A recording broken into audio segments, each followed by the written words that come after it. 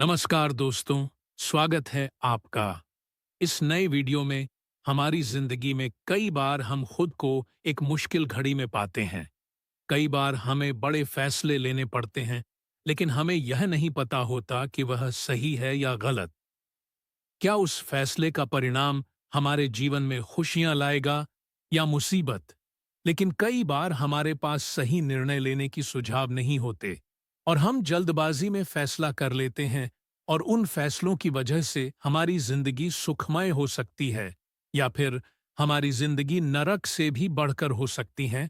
इसलिए सही फैसला लेने की क्षमता हमारे जीवन में सफलता हासिल करने के लिए आवश्यक है। तो चलिए आज की इस बोध कहानी के माध्यम से जानते हैं कि जीवन में सही फैसले कैसे लिए जाएं, और यह भी कि सही निर्णय लेने के तरीका कौन सा है।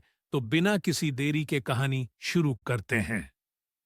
दोस्तों, कई साल पहले की बात है। एक छोटे से राज्य में एक बौद्ध भिक्षु निवास कर रहे थे, जिन्हें सभी जगहों पर उनके ज्ञान के बड़े चर्चे थे। वह बौद्ध भिक्षु बहुत ज्ञानी थे। उनके पास लोग बहुत दूर दूर से आते थे ताकि वे उनसे अपनी समस्याओं का समाधान प्राप्त कर सके। उनके पास कोई भी कैसी भी समस्या लेकर क्यों ना आए, वह समस्या का समाधान अवश्य करते थे। जब भी वह किसी की समस्या सुनते तो उस समस्या को बड़े ही ध्यान से सुनते, समझते, उसमें लीन हो जाते, और उसके बाद कुछ देर के लिए वह आंखें बंद करते और समस्या के बारे में अच्छे से सोच विचार करते और उसके बाद उसका समाधान देते। ऐसे में कोई भी व्यक्ति उनके बारे में केवल एक ही बात सोचता था, शायद इन साधु के पास कोई ऐसी चमत्कारिक शक्तियां हैं जिससे यह समाधान पूछते हैं और उसके बाद हमें वह समाधान बताते हैं।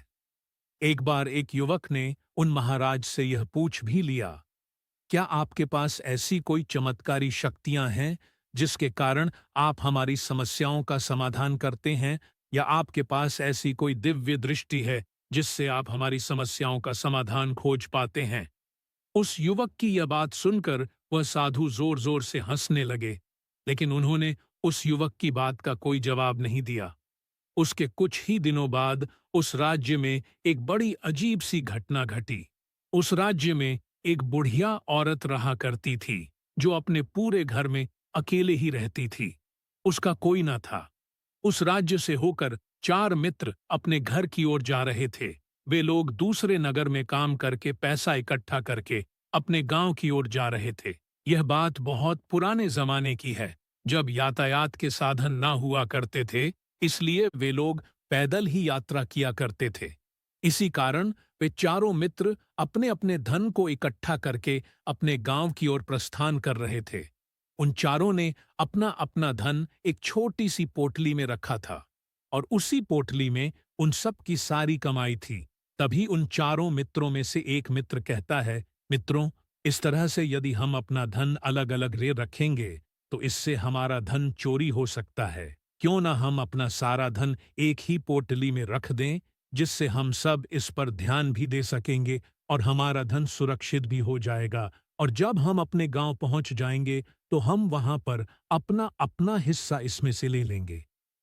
उन तीनों मित्रों ने उस युवक की बात मान ली, और वे सभी मिलकर अपना धन एक ही पोटली में रख देते हैं, और वे सभी मिलकर अपने गांव की ओर आगे बढ़ते हैं। चलते चलते काफी समय बीत चुका था और अब रात्रि होने वाली थी। तभी आगे चलकर रास्ते में उन्हें एक घर दिखाई दिया, जहां पर एक बूढ़ी औरत रहा करती थी। रात्रि का समय भी हो चुका था और उन चारों मित्रों को रात रुकने के लिए कोई न कोई जगह की आवश्यकता भी थी।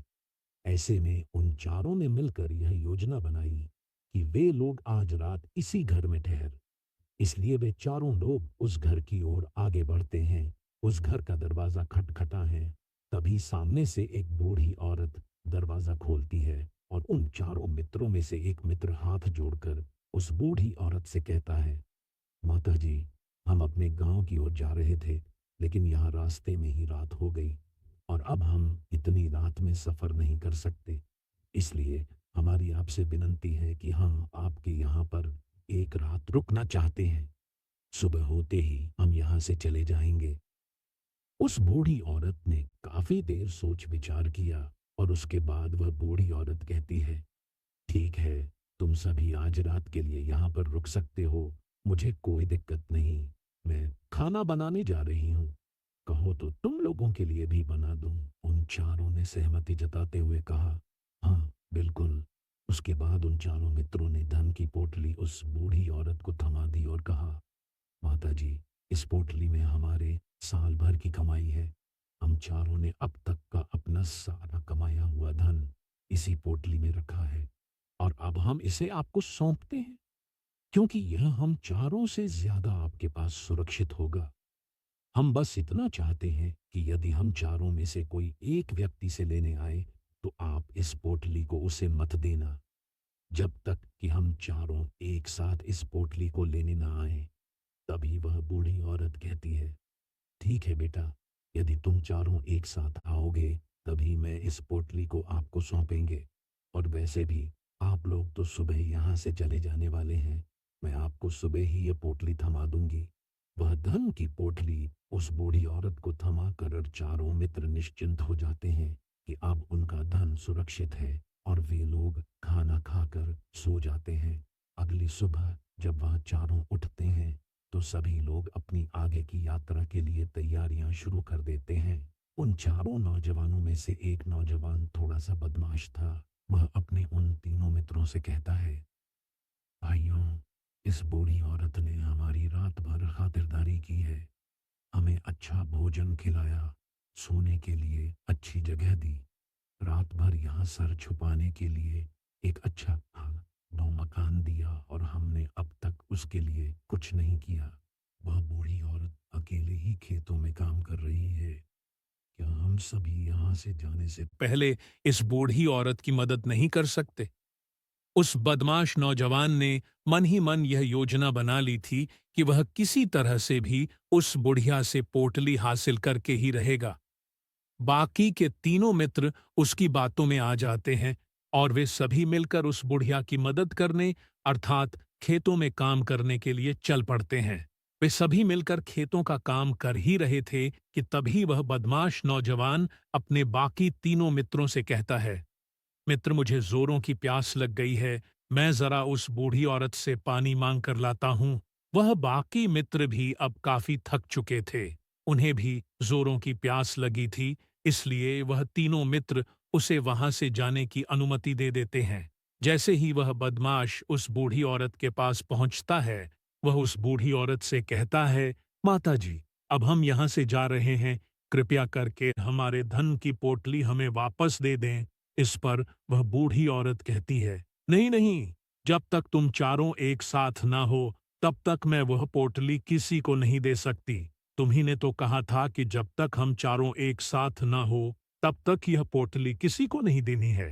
तभी वह बदमाश उन तीनों की तरफ इशारा करते हुए कहता, हे लाओ। उन तीनों ने सोचा कि हमारा मित्र हमारे लिए पानी लाना चाहता है, इसलिए वह हमसे आज्ञा मांग रहा है। तभी उन तीनों मित्रों ने इशारे में उस युवक से कहा, हाँ हाँ, ठीक है, ले आओ। यह देख, उस बुढ़िया को यह लगने लगा कि अब यह चारों यहाँ से जा रहे हैं और यह अपनी पोटली मांग रहे हैं, इसलिए उस बुढ़िया ने वह कोट लाकर उस बदमाश के हाथों में रख दी और वह बदमाश उस पोटली को लेकर वहां से चला गया और बाकी के तीनों मित्र अपने खेत के काम में व्यस्त हो जाते हैं। कुछ देर के बाद जब वह तीनों खेत का काम करके वापस लौटते हैं और बुढ़िया से कहते हैं, माता जी, हमारा मित्र जो यहाँ पानी पीने आया था वह कहाँ गया? इस पर वह बुढ़िया कहती हैं, क्या वह पानी पीने आया था? पर वह तो कह रहा था कि हम चारों जा रहे हैं, कृपया करके हमारे धन की पोटली हमें थमा दे।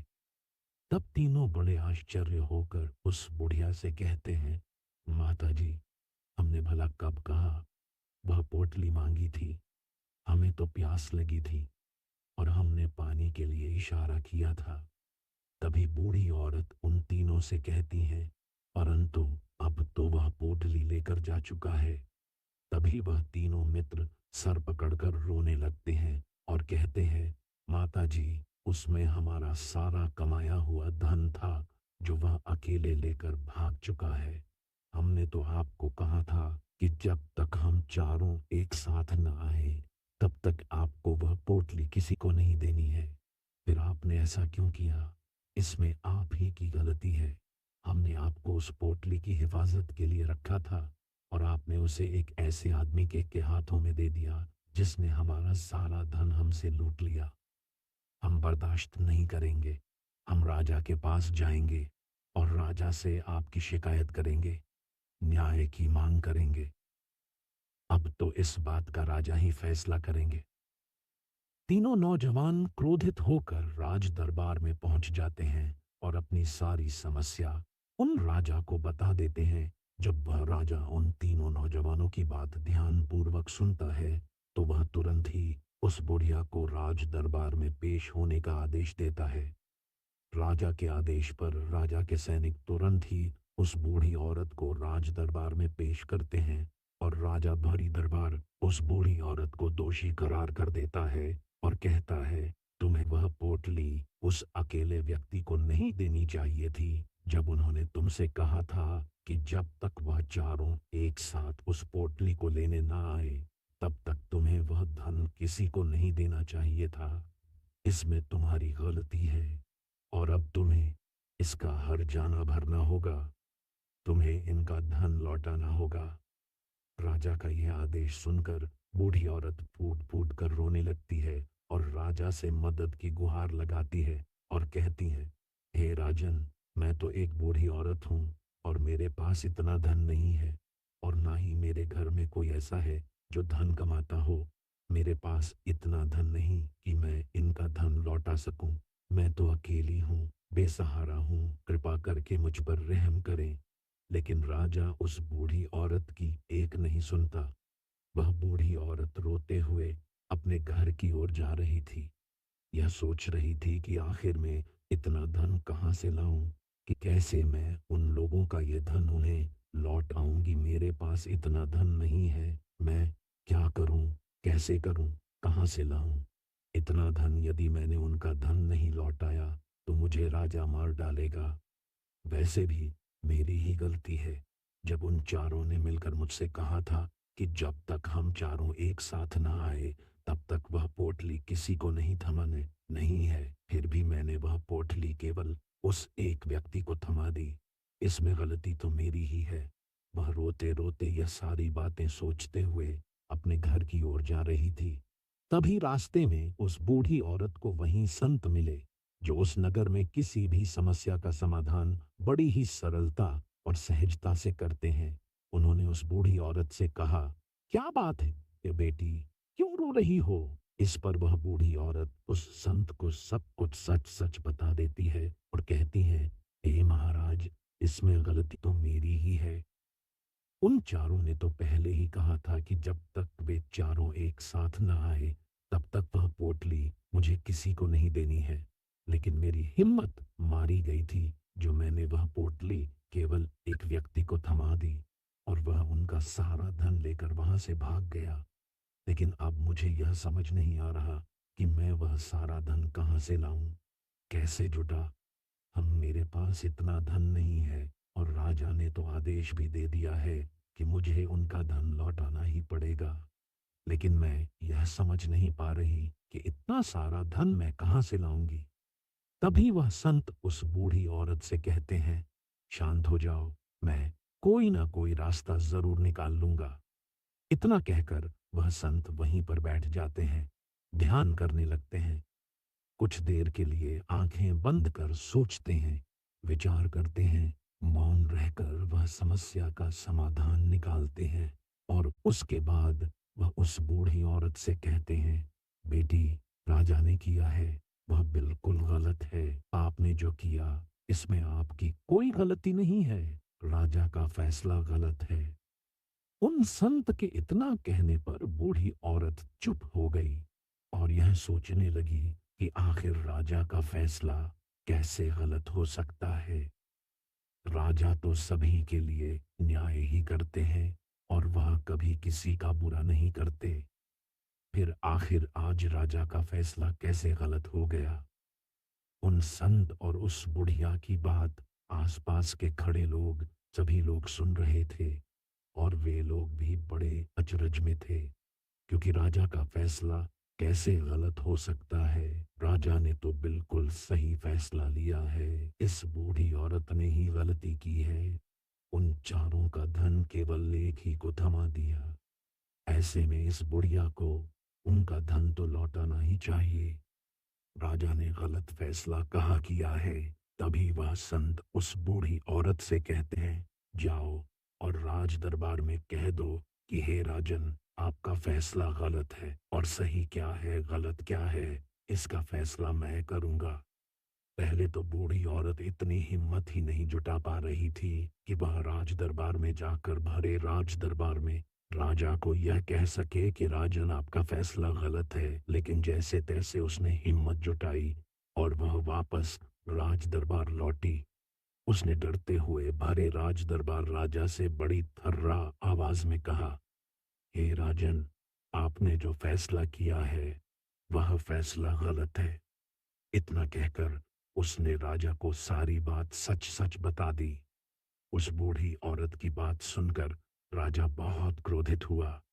राजा ने उस बूढ़ी औरत से कहा, कौन है वह संत जिसने मेरे फैसले को गलत बताया है? क्या उन्हें नहीं लगता कि मैंने सही निर्णय लिया है?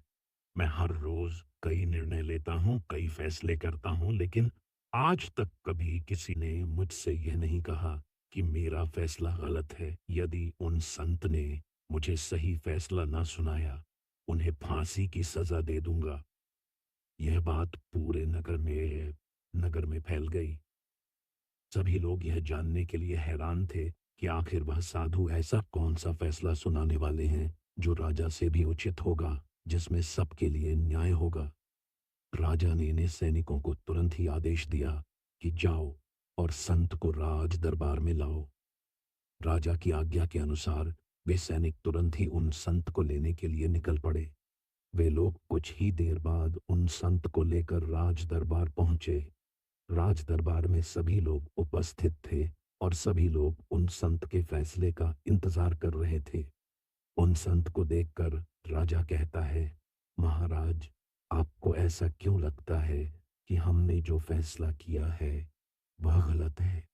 इस बुढ़िया ने यह वादा किया था कि वह चारों लोगों को एक साथ ही वह पोटली जमाएगी।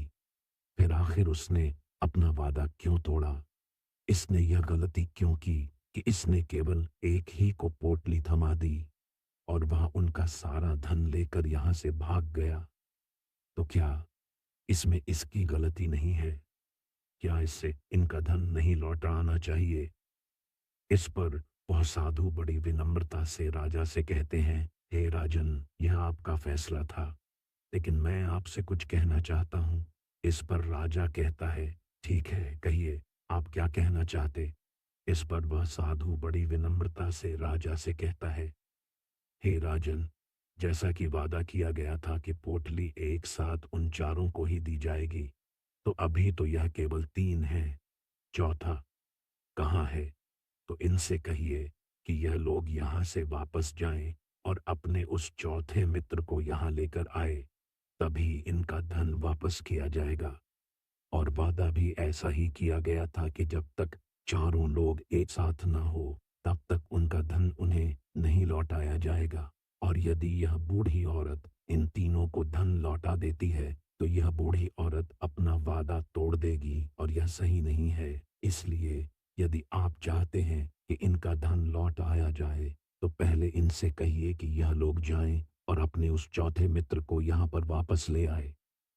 उस राज दरबार में हर कोई इस बात को सुनकर बहुत खुश हुआ। सभी ने उन संत की बहुत तारीफ की। राजा भी उन संत के इस फैसले से पूरी तरह से सहमत था।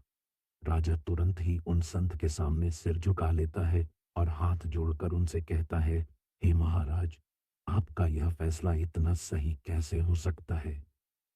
आखिरी बात मेरे दिमाग में आई, क्यों नहीं मैंने इस बात को इस तरह से सोचा? क्यों नहीं? तभी वह साधु उस राजा से कहते हैं, हे राजन, आपके पास और भी काम होते हैं। आप दिन भर व्यस्त रहते हैं और आपको जल्दबाजी में फैसले लेने पड़ते हैं। आपने इस मामले को सुना समझा, लेकिन इसे देखने में आप गलती कर गए। इससे आपने केवल ऊपरी तौर पर देखा। आपने इसकी गहराई तक जाने का प्रयास तक नहीं किया। यदि आपने इस मामले की गहराई को देखा होता, समझा होता, तो आप भी इसी नतीजे पर आते। जब तक हम किसी मामले की गहराई तक नहीं जाते, तब तक हम उसका सही समाधान नहीं निकाल सकते। लेकिन हम में से अधिकांश लोग तो अपने फैसले केवल जल्दबाजी में लेना चाहते हैं, भले ही वह मामला कितना भी गंभीर क्यों ना हो। हमें तो बस अपना हक चाहिए, हमारा नाम होना चाहिए, भले ही फैसला हमारे लिए आगे चलकर हमारे लिए नुकसानदेह क्यों ना हो। लेकिन हम तो उस मामले की गहराई तक जाने के लिए सोचते तक नहीं। तभी वह राजा उन संत से कहता है, जी ही महाराज, क्या आपके पास कोई दिव्य शक्तियां हैं? क्या आपके पास ऐसी कोई चमत्कारिक शक्ति है जिसे आप सवाल करते हैं और बदले में वह आपको जवाब देती है, जिस कारण आप सटीक और सही समाधान बता पाते हैं?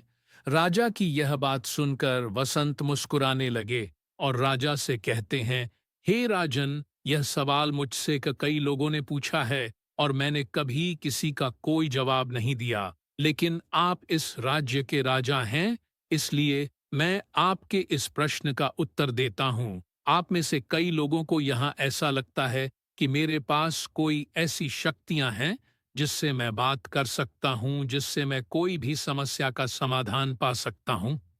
लेकिन मैं आप लोगों को एक बात सच-सच बता देता हूं। मेरे पास ऐसी कोई शक्तियां नहीं हैं। मैं तो केवल हर मामले की गहराई तक सोचता हूँ, उस बात पर विचार करता हूँ, और जब मैं विचार करता हूँ, तो मेरे सामने कई सारे समाधान आते हैं, और जो समाधान मेरे सामने आते हैं, मैं उन पर भी विचार करता हूँ, उनके बारे में भी गहराई तक जाता हूँ, और जब मुझे लगता है कि इस समस्या का समाधान यही होना चाहिए, तभी मैं समाधान उस व्यक्ति को देता हूँ, ताकि वह अपनी समस्या का समाधान कर सके। अब आप ही सोचिए, आप जल्दबाजी में यह फैसला लेकर इस बुढ़िया का जीवन पूरी तरह से बर्बाद कर देते। हमारा पूरा जीवन केवल एक फैसले पर निर्भर करता है। यदि वह फैसला सही हुआ, तो हमारा जीवन अच्छा बन जाएगा, और यदि वह फैसला गलत निकला, तो हमारा जीवन नर्क से भी बदतर हो सकता है। इसलिए यदि आप सही और सटीक फैसला लेना चाहते हैं, तो आपको मौन रहना सीखना पड़ेगा।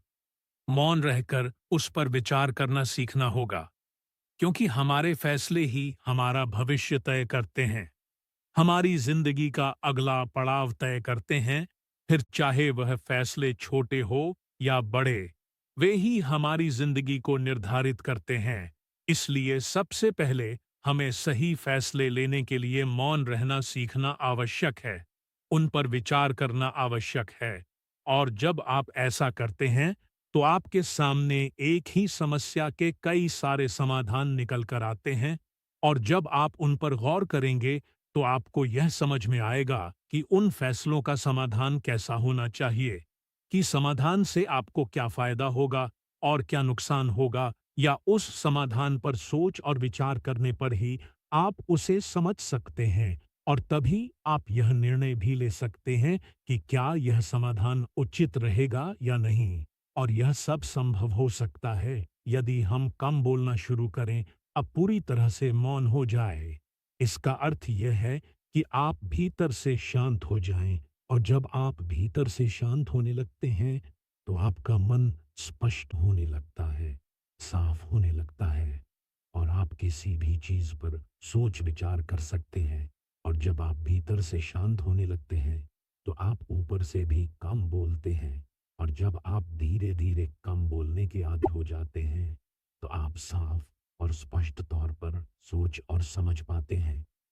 आपके विचारों में शुद्धता आ जाती है, जिससे आपको यह साफ और स्पष्ट देखने को मिल जाता है यह कौन सा फैसला सही होगा और कौन सा फैसला गलत होगा। आपको उस परिस्थिति में क्या करना चाहिए और क्या नहीं करना चाहिए।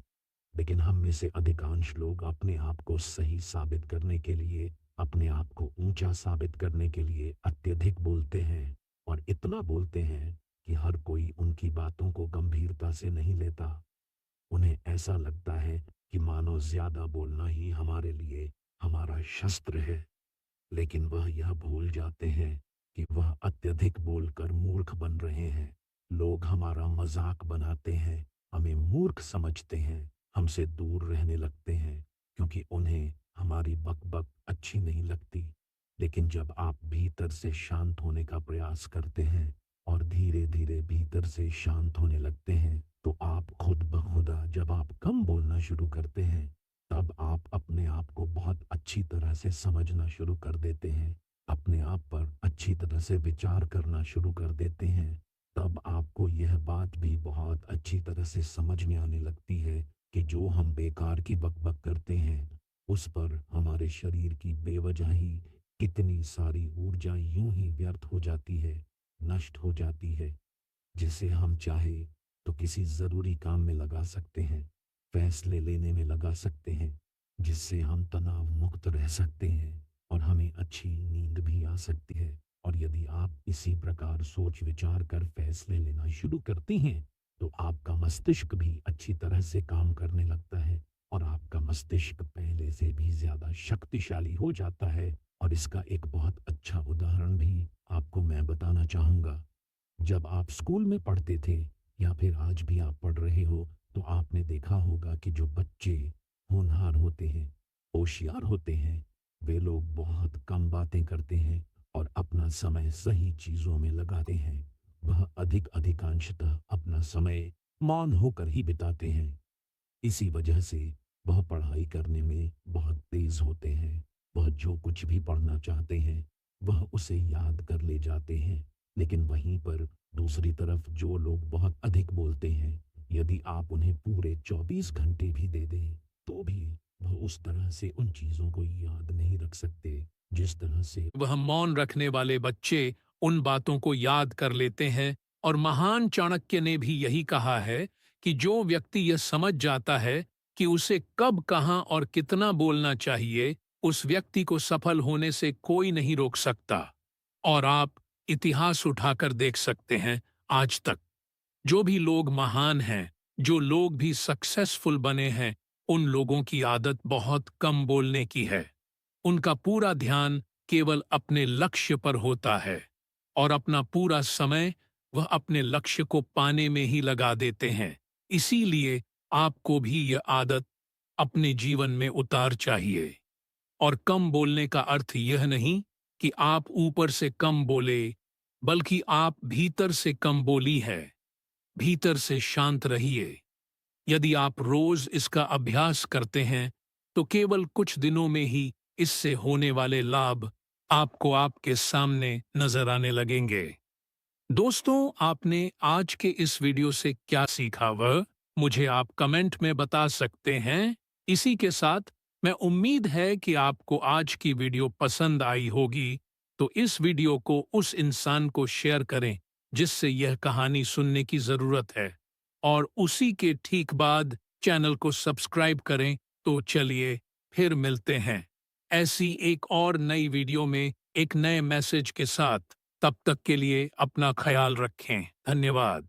सीखा वह मुझे आप कमेंट में बता सकते हैं। इसी के साथ मैं उम्मीद है कि आपको आज की वीडियो पसंद आई होगी, तो इस वीडियो को उस इंसान को शेयर करें जिससे यह कहानी सुनने की जरूरत है, और उसी के ठीक बाद